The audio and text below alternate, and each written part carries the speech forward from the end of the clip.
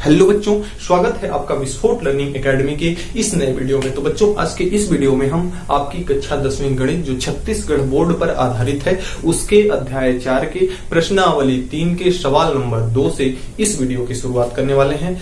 आपको जानकारी के लिए बता दें कि आपके जितने भी बुक्स के जितने भी चैप्टर हैं, लगभग सारे चैप्टर्स हमारे इस चैनल पर पढ़ा दिए गए हैं, जिनका लिंक मैं वीडियो के डिस्क्रिप्शन बॉक्स में दे दूंगा। वहां से जाकर के आप सभी वीडियो को हमारे देख सकते हैं। तो बच्चों देखिए, वीडियो एकदम सीक्वेंस से सहज, सरल और आसान भाषा में विद कंसेप्ट आपको समझाया जाएगा। तो आइए बिना देर के वीडियो को 4 प्रश्नावली 3 का जो दूसरा सवाल है, कहता है कि 1046.5 योग प्राप्त करने के लिए समांतर श्रेणी 7, 10 सही 1/2, 14 के कितने पद लेने होंगे। सबसे पहली चीज दूसरा प्रश्नावली 3 का दूसरा सवाल है। सबसे पहला चीज कि इसमें Sn का मान दिया हुआ है, Sn का मान दिया हुआ है 1045.5। कितना दिया हुआ है? 1046, सॉरी कितना है? 1046 कितना है? 5 है। तो ये Sn का मान आपको दिया हुआ है और समांतर श्रेणी है 7, श्रेणी है आपका 7, 10 सही 1/2 और 14। इसी प्रकार से श्रेणी आगे तक चलती गई है। आपको ये बताना है कि इतना योगफल प्राप्त करने के लिए इस श्रेणी में कितने पद लेने होंगे। यानी कि आपको क्या बताना है? पदों की संख्या n का मान बताना है, जिसमें से श्रेणी का पहला पद कितना दिया है? a बराबर दिया हुआ है 7 आपका, और d हमने आपको जैसा कि बताया है कि d कैसे निकालते हैं? दूसरा पद माइनस पहला पद। तो दूसरा पद क्या है? 10 सही 1/2। इसको हम क्या लिख सकते हैं? 10 दूना 20 और 1 21/2 और माइनस का कितना? 7। माइनस का कितना? 7/1 ले लेंगे तो यहां से जो d का मान निकलेगा, नीचे में आपका 2 आ जाएगा, 1 में 21 का गुणा होगा तो 21 और 7 में 2 का गुणा होगा तो 14 और कुल कट के कितना आ जाएगा? 21 में से 14 आपका निकलेगा। 21 में से 14 निकलेगा तो बचेगा 7 और बटा में कितना? 2। अब हमें श्रेणी के योगफल का सूत्र लगाना है, क्योंकि योगफल बराबर आपका दिया हुआ है। तो योगफल का सूत्र आपका होता है n/2 into 2a plus n-1 into में d। ये आपके श्रेणी के पदों का योगफल का सूत्र होता है। अब देखिए, जो मान हमको दिया गया है, जो मान हमें पता है, उस मान को इसमें हम पुटअप करते हैं। Sn का मान दिया है 1046.5 इक्वल टू n का मान तो बताना है हमें, n का मान तो पता नहीं है, तो n को हम ऐसे ही रख लेते हैं और बट्टे में कितना है? 2 है। 2 इंटू a का मान कितना है? 7 प्लस n का मान हमें पता नहीं है, तो n-1 इंटू d का मान कितना है? 7 बटा। इसका अगला स्टेप यहाँ पे देखिए, इसका 2 का यहाँ गुणा करा देते हैं। 2 भाग में है, इधर आएगा तो गुणा में हो जाएगा बॉर्डर के इस पार। तो 2 का गुणा 5 में होगा तो 5 दूना के 10 हासिल 1, 6 दूना 12 और 1 13 और 4 दूना 8 और 1 हासिल 9, 2 0 अंक 0, 2 1 कम 2। एक अंक पे दशमलव है, एक अंक पे दशमलव लगा देंगे, यानी कितना आ गया? 2093 इक्वल टू n। तो n रखने देते हैं। 7 में 2 का गुणा होगा तो ये आपका हो जाएगा 14 प्लस 7 में n का गुणा होगा तो ये हो जाएगा 7n माइनस का 7 और बटे में कितना हो जाएगा? आपका 2। 14 के बटे 1 करके इसका हम करा लेते हैं गुणा। n आपका बाहर रहेगा और ये तो आपका 2093 रहेगा ही, और 2 में 14 का गुणा होगा तो 14 गुना कितना हो जाएगा? आपका 28 प्लस 1 में इसका गुणा होगा तो ये हो जाएगा 7n-7 और नीचे आपका आ जाएगा क्या? 2। नीचे क्या आ जाएगा? आपका 2 आ जाएगा। अब देखिए, यहाँ पे करते हैं हम ऊपर से। यहाँ 2093 है तो 2093 को ऐसे ही रहने देते हैं। n इंटू, देखिए 28 में से 7 निकलेगा तो कितना बचेगा? 21। कितना बचेगा? 21 और प्लस का 7n और बटे में कितना है? 2। अब फिर से यहाँ देखिए 2 जो है भाग में है, इधर आएगा तो फिर से गुणा में हो जाएगा, और इससे जब गुणा करेगा तो 3 दुना के कितना हो जाएगा? 6 और 9 दुना 18 की 8 हासिल 1, 2 0 0 और 1 2 दुना 4, 4186 बराबर n का गुणा इसमें कराएंगे तो ये आपका हो जाएगा 7n का स्क्वायर प्लस का 21 में n का गुणा होगा तो ये आपका हो जाएगा 21n। अब देखिए इसको पक्षांतर कर देते हैं उधर, तो यहाँ पे आपका है 7 n का स्क्वायर प्लस का 21n, और ये इधर जाएगा तो माइनस का हो जाएगा 4186, और बराबर कितना बचेगा 0। थोड़ा सा यहाँ पे कट रहा है, इसको नीचे लिख देते हैं, बराबर का कितना हो जाएगा 0। अब देखिए इसमें 7 यहाँ भी है, यहाँ भी है, और इसमें भी 7 है, तो 7 को हम क्या करते हैं कॉमन ले लेते हैं। तो 7 को जब कॉमन ले लेंगे तो अंदर यहाँ पे बचेगा आपका n का स्क्वायर, और 21 में जब 7 को कॉमन लेंगे तो 7 3 कितना होता है 21, तो ये आपका हो जाएगा 3n, और 4186 में हम 7 का अगर भाग दें तो कितना आएगा, देखिए आपका हो जाएगा 7 पचे 35, 6 बचा, और यहाँ हो गया आपका 68, तो 7 9 आपका हो जाएगा 63, 5 बचेगा 56 हो जाएगा, 7 8 56, 598। तो यहाँ आपका आ जाएगा 598 इक्वल टू कितना 0। अब 7 यहाँ गुणा में है, बराबर के इधर भेजेंगे, 0 से भाग करेगा 0 हो जाएगा, यानी इसको 0 कर सकते हैं। तो यहाँ n स्क्वायर प्लस 3n और माइनस का 598 इक्वल टू कितना 0। तो देखिए मैं आपको यहाँ बार बार गुणनखंड करने नहीं सिखाऊंगा, मैंने आपको पहले बता दिया है। आप अगर नहीं देखे हो तो वीडियो को वहां से देख लें। तो अगर इसका हम खंड करें, इसको अगर 2 भागों में तोड़ें और जोड़ने पे कितना, सॉरी घटाने पे कितना आना चाहिए, बीच वाली संख्या आनी चाहिए। तो यहाँ पे n स्क्वायर प्लस अगर हम 26 माइनस 23 कर दें और इंटू में n है माइनस का 598 इक्वल टू 0। तो यहां से 26 इंटू 23 करेंगे तो 598 आएगा, और 26 माइनस 23 करेंगे तो कितना आएगा 3n आएगा। तो यहां से आपका हो जाएगा n स्क्वायर प्लस 26 में इसका गुणा होगा तो 26n minus 23n minus 598 equal to 0।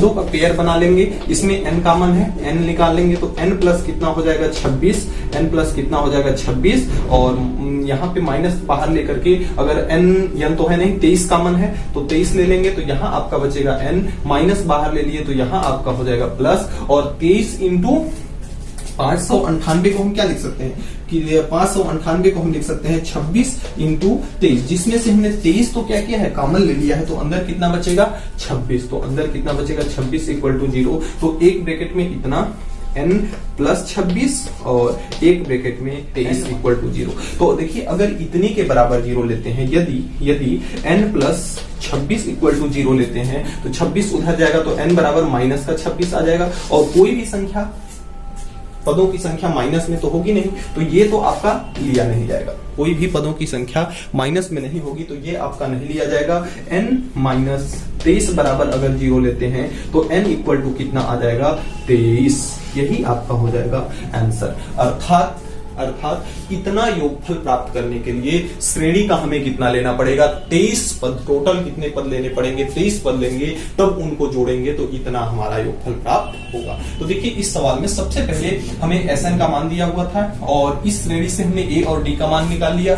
Sn के मान की वजह से हमने Sn का सूत्र लगा दिया और जिससे हमें n की वैल्यू प्राप्त हो गई। थोड़ा सा आपको यहाँ पे कंफ्यूजन होगा अगर आपने गुणनखंड नहीं पढ़ा है तब। अगर गुणनखंड पढ़े होंगे तो इसका आप क्या करेंगे एलसीएम लेंगे, लघुत्तम लेंगे, और इसके एलसीएम लेने के बाद ये आपको 2 जोड़ा प्राप्त हो जाएंगे और इन दोनों जोड़ों को हल करेंगे तो आपका n की वैल्यू प्राप्त हो जाएगी। तो इस प्रकार से आपके प्रश्नावली 3 का दूसरा सवाल कंप्लीट। तीसरा सवाल है, कहता है कि किसी समांतर श्रेणी 24, 21, 18 की कितना समांतर श्रेणी आपका दिया हुआ है 24, 21 और 18 के 24, 21, 18 के कितने पद लिया जाए ताकि उसका योगफल 78 हो जाए। यानी Sn की वैल्यू कितनी दी है 78 दिया हुआ है। कितने पद लिए जाएं, यानी आपको पदों की संख्या n का मान आपसे पूछ रहा है। सेम पिछले वाले जैसे सवाल है। ठीक हम श्रेणी से A का अगर मान याद करें पहला पद, तो पहला पद कितना है 24 है, 24 लिख लिया। D बराबर दूसरा पद माइनस पहला पद 21 माइनस 24, बड़े का चिन्ह हमेशा लिया जाता है तो माइनस का कितना आ जाएगा 3। अब हम लगाएंगे सूत्र इसका Sn का, और Sn का सूत्र होता है n/2 into 2a plus n-1 और इंटू में कितना होता है d। इस सूत्र पे लगाएंगे। Sn का मान दिया हुआ है कितना 78, Sn की जगह पे हम रख लिए 78। n का मान हमें पूछ रहा है, n का मान बताना है तो n/2 रहने देते हैं। 2 इंटू a का मान कितना है 24 है, 24 रख लिए, प्लस n का मान पता नहीं है, n को ऐसे ही रहने दिए, d का मान है माइनस का 3। अब आइए हल करते हैं आगे। 2 का गुणा इधर कराएंगे तो 8 दूना कितना हो जाएगा 16, और 7 दूना कितना हो जाएगा 14, और 1 15। n यहाँ बचेगा, यहाँ बच जाएगा 24 में 2 का गुणा होगा तो 8 और 4 यानी 48, और प्लस माइनस 3 का गुणा होगा तो ये प्लस किस में बदल जाएगा, माइनस में बदल जाएगा। n में 3 का गुणा होगा तो माइनस का 3n, माइनस माइनस का गुणा होगा तो प्लस, और 3 में 1 का गुणा होगा तो 3। समझ में आया? अब देखिए यहां से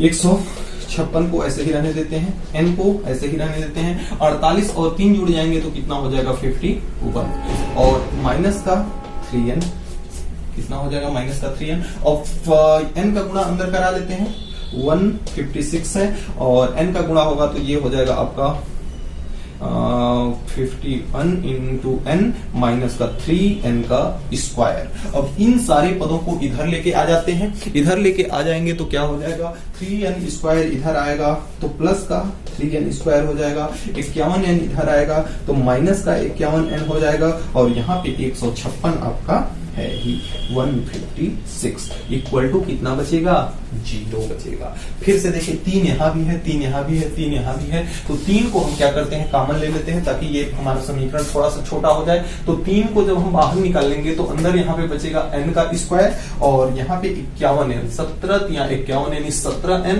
और प्लस का 156, इसमें से 3 निकलेगा तो आपका कितना हो जाएगा, 5 यानी 15, और 3 दूना के 6 यानी कि 52, और इक्वल टू कितना 0, इक्वल टू कितना 0। 3 को 0 के पास भेज देंगे, 0 हो जाएगा, तो यानी कि n square minus 17n plus 52 equal to कितना हो जाएगा 0। फिर से आ गया गुणनखंड, हर बार झमेला कर देता है आके।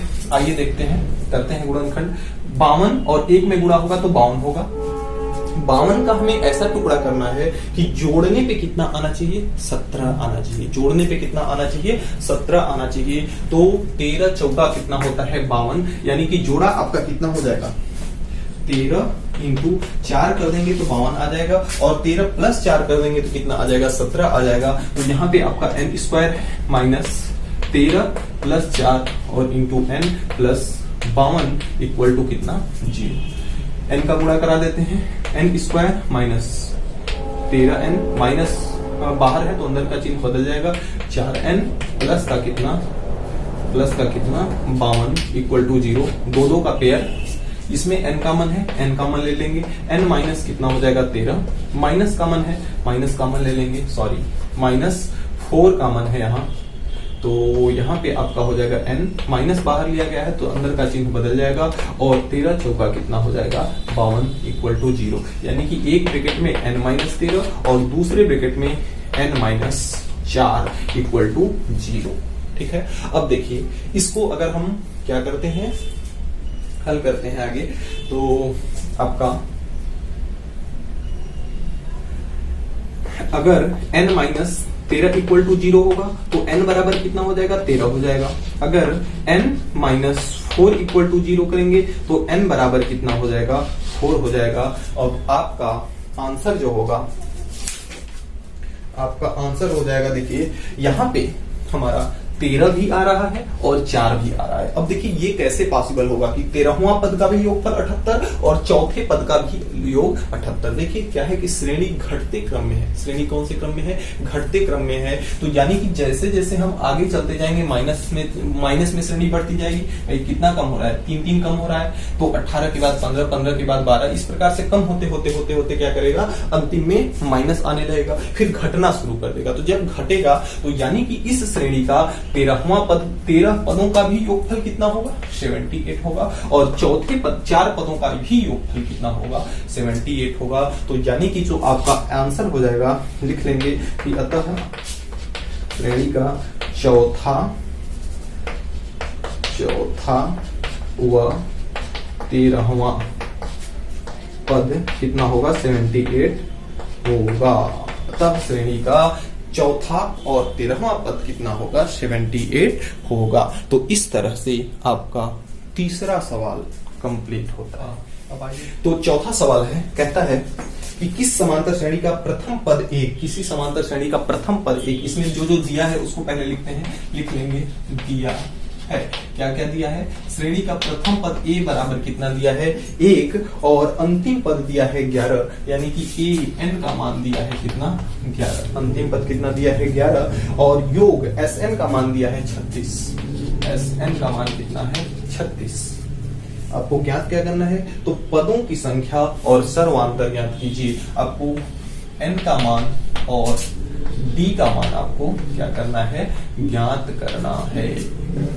अब देखिए an का मान हमें दिया है, सूत्र हम सबसे पहले किसका लगाएंगे? an का लगाएंगे। हम जानते हैं कि an बराबर होता है a प्लस n माइनस 1 और इंटू में d। अब देखिए यहां से an का मान कितना है? 11 है, an की जगह पे 11, a का मान कितना है? 1 है और प्लस n का मान पता नहीं है और d का मान पता नहीं है। यानी कि अब 1 को इधर लाएंगे तो 1 इधर आएगा तो माइनस में, 11 में से 1 निकलेगा तो 10 बचेगा, n माइनस 1 और इंटू में d। अब d का मान अगर यहां से हम ज्ञात करें तो d बराबर कितना हो जाएगा? 10। ये दोनों इसके साथ किसमें है? d के साथ गुणा में। इस साइड आएंगे तो किसमें हो जाएंगे? भाग में। d का मान हमें प्राप्त हो गया। इसको मान लेते हैं समीकरण नंबर 1। अब देखिए दूसरे में हमें Sn दिया हुआ है। हम Sn का सूत्र जानते हैं कि n/2 into 2a plus n minus 1 और इंटू में d होता है। आइए इसको भी ज्ञात कर लेते हैं। Sn का मान दिया है 36, तो Sn की जगह पे हमने रख लिया 36। n का मान तो पता नहीं है तो n को ऐसे ही रहने दिए। 2 इंटू a का मान है 1 प्लस n का मान पता नहीं है, इसको ऐसे ही रहने दिए। d का मान कितना है? 10 बटे n माइनस 1, 10 बटे n माइनस 1। अब देखिए n माइनस 1 गुणा में n माइनस 1 भाग में, तो इस n माइनस 1 से ये n माइनस 1 क्या हो जाएगा? फिनिश हो जाएगा। तो यहां से आपका हो जाएगा 36। 2 का गुणा होगा, 2 का गुणा करा ही देते हैं, क्या मतलब है, नीचे फालतू जा रहा है। तो 2 का गुणा होगा तो 6 गुना कितना हो जाएगा? 12 और 3 गुना कितना हो जाएगा? 6 और 1 7, 36 गुना 72 बराबर n। 2 में 1 का गुणा होगा तो 2 और प्लस का यहाँ पे कितना बचा आपका? 10। कितना बचा? 10। 10 2 कितना होता है? 12, यानी कि 72 बराबर कितना हो गया? 12n। तो यहां से अगर n का मान निकाले तो 12 इधर आ जाएगा और ये 72 के नीचे चला जाएगा। 12 किसमें है? गुणा में। इस साइड में आएगा तो भाग में। 12 1 12, 12 6 कितना हो जाएगा? 72। तो n का मान कितना आ गया? कितना आया? 6। n का मान कितना आया? 6। तो n का मान तो हमें ज्ञात हो गया। अब d का मान ज्ञात करना है तो हम लिखेंगे समीकरण 1 से n का मान जो आया है उसी मान को हम क्या करते हैं? समीकरण 1 में रख देते हैं। तो समीकरण 1 d इक्वल टू कितना है? 10 बटे n माइनस 1। n का मान कितना है? 6। तो ये आपका हो जाएगा 10 बटे 6 माइनस 1, यानी d का मान 10 बटे 5 अर्थात कितना? 2। तो n का मान 6 और d का मान कितना हो जाएगा? 2। यही आपका हो जाएगा आंसर। तो इस तरह से हम समांतर श्रेणी के सवालों को हल करते हैं। देखिए सबसे पहले जो चीज दिया होता है सवाल में ना, उसी को ले लेके चलते हैं। यहाँ पे an दिया था, an का सूत्र हमें पता था, सबसे पहले हमने an लगा दिया। an लगा दिया तो किसी भी एक का मान हमें पता हो गया, किसका? d का। अब d का मान हमें पता हो गया। अब Sn भी दिया है तो Sn हम लगा दिए, Sn का सूत्र लगा दिए। d के जो मान यहाँ समीकरण 1 से आया था उसको रख दिए। जो कटने पिटने लायक था कट गया, जो बचने लायक था बच गया, जो जुड़ने लायक था जुड़ गया, जो कटने लायक था कट गया और जो आने वाला था आ गया। अब यहां से n का मान आ गया। अब d का मान समीकरण 1 से हम ज्ञात कर लेंगे बड़े आसानी से। तो इस तरह के मजेदार सवाल आपके मैथ में मिलते हैं। तो प्यारे बच्चों आज के वीडियो में इतना ही। हमें उम्मीद है कि आज हमने जो भी पढ़ा आपको अच्छे समझ में आया होगा। फिर भी किसी भी प्रकार का अगर कोई डाउट है तो आप नीचे कमेंट बॉक्स में कमेंट करके हमें जरूर बताएंगे। मैं हर एक बच्चे का एक कमेंट पढ़ता हूँ और सभी बच्चों के एक कमेंट्स का रिप्लाई करता हूँ। तो बच्चों वीडियो कैसी लगी ये आप कमेंट बॉक्स में कमेंट करके जरूर बताएंगे। और हाँ, अगर आप हमारे चैनल पर नए हैं, मेरा पढ़ाया हुआ अगर आपको समझ में आता है तो चैनल को सब्सक्राइब करके बेल आइकन को प्रेस जरूर कर लीजिएगा ताकि मेरी अगली आने वाली वीडियो की नोटिफिकेशन सबसे पहले आप तक पहुंच सके। तो मिलते हैं नेक्स्ट वीडियो में नेक्स्ट टॉपिक के साथ नेक्स्ट डे। तब तक के लिए गुड बाय।